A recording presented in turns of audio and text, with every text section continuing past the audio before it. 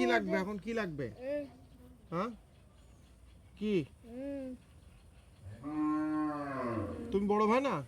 না তুমি দিবা না? না কে বড়? তুমি বড় না না?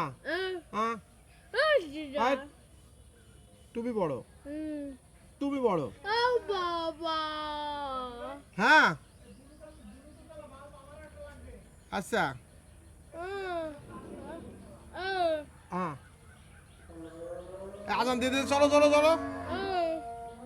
তুমি দাও না।